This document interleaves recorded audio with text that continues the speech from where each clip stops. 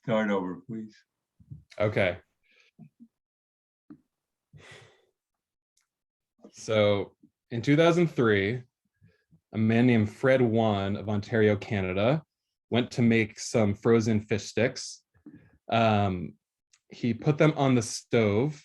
He forgot about them and they burned, but he went to eat them anyway. He went to dip them in some ketchup. He looked down and he saw a face looking back at him. It was none other than Jesus was looking back at him from burnt into the fish stick. He kept the fish stick and he put it in his freezer, and it remains in his freezer till this day. People have been seeing Jesus in their toast for years. Actually, people have been seeing all sorts of things. Muslims often report seeing the word Allah spelled out in Arabic, in trees, or in clouds. Grateful Dead fans or Deadheads are known to see Jerry Garcia's face in oil stains. Also, they see it in toast. Some people have even claimed to see Satan's face in the smoke billowing out of the World Trade Center towers on 9/11. God often feels very absent from our world.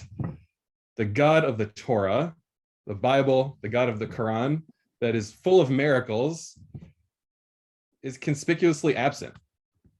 Today, we seem to have good scientific explanations for almost everything that we have. So, for example, the COVID-19 vaccination creation and rollout is really, truly a modern day miracle, but we know how it happened, or at least scientists know how it happened. So enter Jesus on toast, Allah in clouds, or God even in the presence of making a vaccine. Assigning meaning to things where we actually know what is already happening in scientific terms has a name, and the name is pareidolia. Now, in the dictionary, pareidolia is described as the tendency for perception to impose a meaningful interpretation on a nebulous stimulus, usually visual, so that one sees an object, a pattern, or meaning where there is none. In a world that feels absent of God, we project meaning onto it through this phenomenon called pareidolia. In this week's parasha, Parashat Vayeshev, we see what I think is a really good example of the rabbis doing this. So it starts, the very first chapter of Parashat Vayeshev is a very famous story of Joseph, his dream coat, his coat, I call it the dream coat because of the play, his coat, his dreams anger his brothers. So his brothers go off to shepherd the sheep in Shechem. And his father, maybe not so wisely, says, Joseph, go check out what's happening with your brothers over in Shechem and bring back word. Tell me what's happening. Now, I see this really as a story about family and family dynamics. Apart from the shepherding, this story could happen to any one of us today. Has modern echoes in families. Children are being favored. There's sibling rivalries, disagreements, estrangements, so on and so on and so forth. I'm sure everyone is looking forward to their Thanksgiving. It feels more like our world than the biblical worlds. In that, in this very first chapter of the Joseph novella, God is not mentioned. There's no God in this first chapter of the Joseph novella. And when I say the first chapter, I mean the first chapter of Vayeshev through the whole story with Tamar. God is not there, until the beginning of that story. God is not there. So Jacob sends Joseph to Shechem, and he doesn't find his brothers. So he's looking for them. It says, Vayimtsa'u ish, v'hine toeh basadeh. A man came upon him, Joseph, wandering in the fields. He asked, what are you looking for? Vayomer et achai anochi mevakesh higira li eifo hem roim. I'm looking for my brother. Could you tell me where they're pasturing the sheep? Vayomer ha'ish nas'u mizeh ki shamati omrim nelcha dotanya. Vayelech Yosef acharecha vayimtsaem bedotan. So this man said to Joseph, they have gone from here, and I've heard them say, let's go to Dotan. So Joseph followed his brothers and found them at Dotan. There, this famous story of them kind of kidnapping Joseph, selling him to the Ishmaelites takes place. But our first chapter in this parasha does not mention God. It's a story about very real family dynamics. But the rabbis are troubled by this fact. Where is God in our world? We know what happens to Joseph. How could God not help to intervene to help him? So who is this unnamed Ish? Who is this man who finds Joseph? So the rabbis kind of split their thought into two different strains. One strain I want to call the realists. One strain I want to call the meaning makers, or the pareidolia rabbis, ones who are projecting meaning onto the reality that Joseph is found by this unnamed man. So Ibn Ezra, as is his one, is in the camp of reality. He says, okay, who's this man? Derech hapshat echad me'ovrei hadrachim. He's just guys, according to the pshat of the text, he's just a passersby. He's not even worth, his name isn't even worth being mentioned. He's just someone who Joseph asks directions from. The Bechor Shor, I think, very usefully adds, so okay, he was in the fields. That seems a little weird. Well, he was looking in the fields to find the dwelling places of shepherds to find his brothers. Shepherds are in the fields. He's looking for his shepherds, so he goes to the field. He's not hanging out in the city looking for some shepherds. The Rashbam says that it tells us that he was in the fields to tell us the kind of thought process of Joseph. It says this: he didn't want to return to his father without finding his brothers in Shechem. So he asked people around about them until he can find them.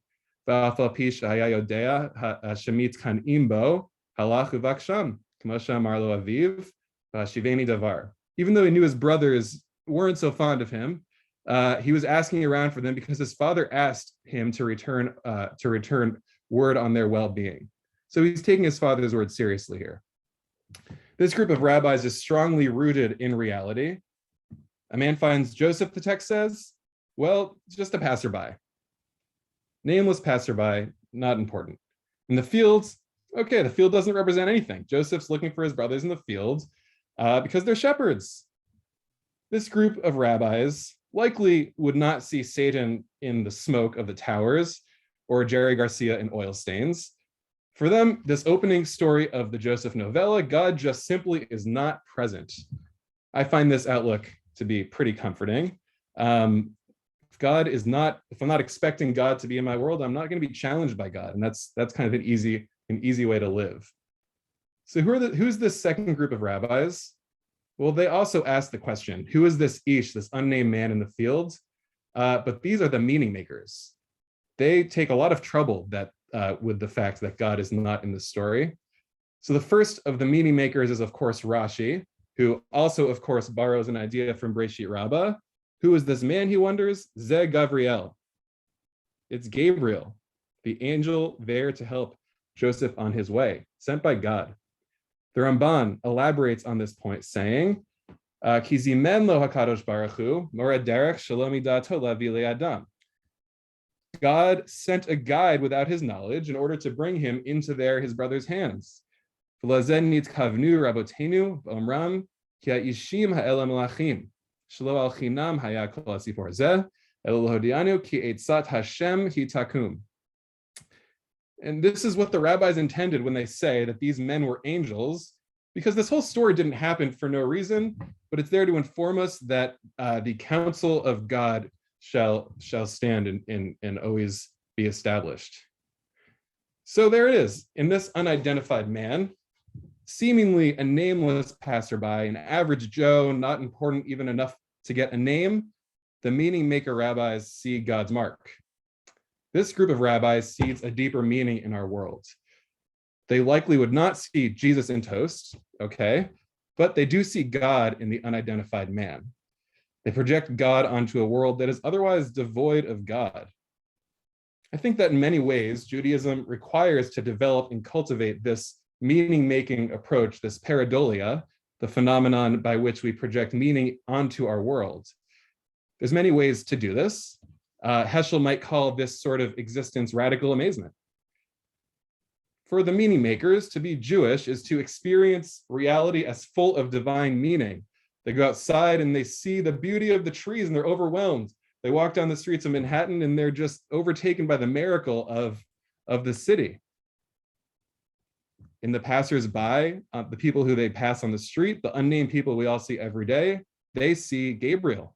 They see messengers from God. We can't always live this way. I think constant radical amazement would be untenable. Continuous pareidolia, totally impossible for human beings. So there is a middle way, and that middle way, I think, is represented by the interpretation of Rabbi Avraham ben HaRambam, Rambam's son, Maimoni, we call him. He gives us a key to a balanced life. He balances being a realist and being a meaning maker.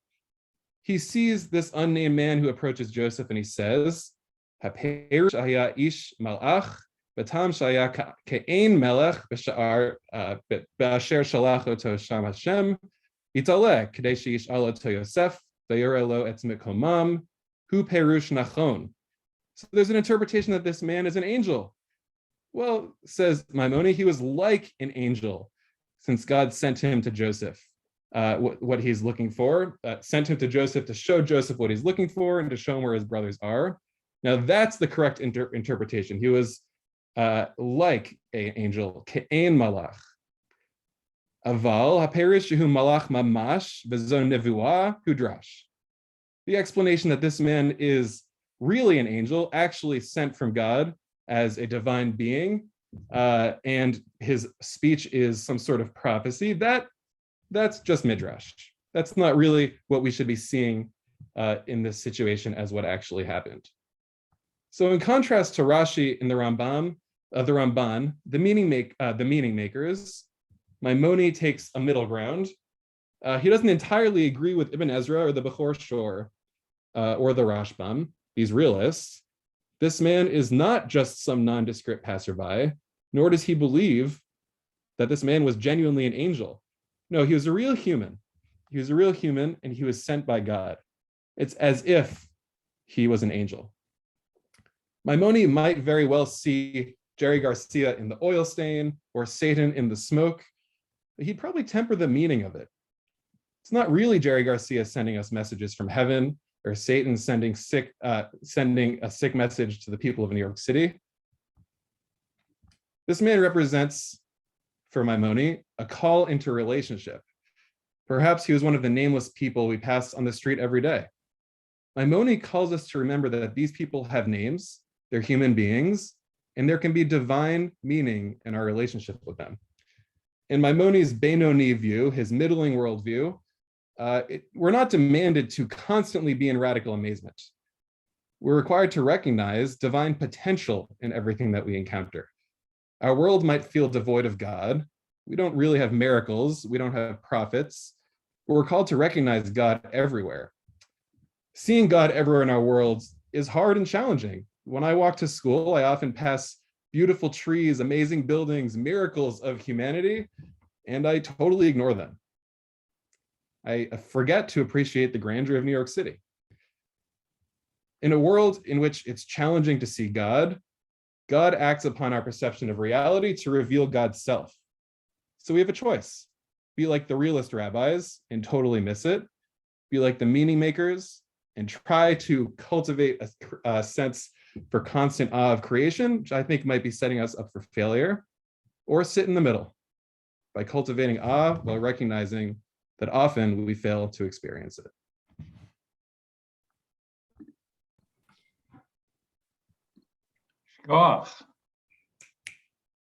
Comments, questions? I love the way that you kept bringing back the word, and now all I can think of is paraphernalia, and that's not the word you said. What was it again? Pareidolia. Pareidolia. Yeah, no, I love that. You taught me something new, and I appreciated that, and I thought it was really clever how you tied that in. Yes, Yaakov? Eitan, first of all, Yasher Koch. The line that is sticking with me the most is when you said it would be impossible to live in a state of constant pareidolia, or maybe you said it would be impractical, or I heard like an almost polemical element to your drash like an attack on people who do live. Like that's like kind of what fundamentalism is, right? Like certain like fundamentalists like think that everything is an act of God. And I'm curious if you were alluding to that, or how you, or if you do think that that is an accurate diagnosis of like extremists in a sense. It's a good question. I don't know that I would define extremism that way. I do think that maybe, I think the idea that I'm driving at is less polemical against extremists and more that we can't set ourselves up for failure to always be expecting to see God everywhere. But we should recognize God still is there, but we're not going to always see it.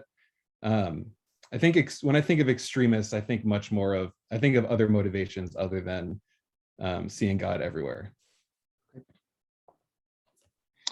There's another treatise by Maimuni, which is his Sefer HaMaspik, the book that's sufficient for the pious. And the lengthiest chapter in that book is a book on faith, bitachon, trust. And he pretty much says exactly what you just said, which is that the key to piety is to recognize that everything is in God's hands, absolutely everything. There's nothing outside of God's purview, but that doesn't mean that you have to take that kind of wooden cause and effect or God is everywhere attitude to what you see. In other words, you recognize that God's there, but you don't claim to know in any sort of detail what it is that represents what God is doing in any given moment, like Job's friends, which calls to mind, I thought that wonderful devar Torah also called to mind for me the difference between prophetic vision and ordinary sight, particularly when you look at something like the book of Amos, who looks at ordinary phenomena that people would just observe. Like he says, it rains on one city and another city has drought nearby. And you might just regard that as a natural phenomenon, but a prophet takes it to be a sign from God. Well, which is it? It's not exactly decidable in the moment, is it? Whether it's a sign from God or whether it's just a purely natural phenomenon or a coincidence or something like that. And that's the difference between us and prophets, that they discern significance in things that we may observe but see no significance in. So it ties wonderfully into your excellent talk. I didn't think that there was any problem, by the way, with your speaking from notes. Thank you. How did you feel? I was nervous, but I felt pretty good. I practiced a couple times, so that probably helped. I don't know, maybe let your classmates react, but it sounded reasonably comfortable to me. Wade and then Mark. So I really enjoyed your devar Torah. I think, if you had not told us that it was from notes, also we're still recording. If you had not told us that was from notes, I definitely wouldn't have known.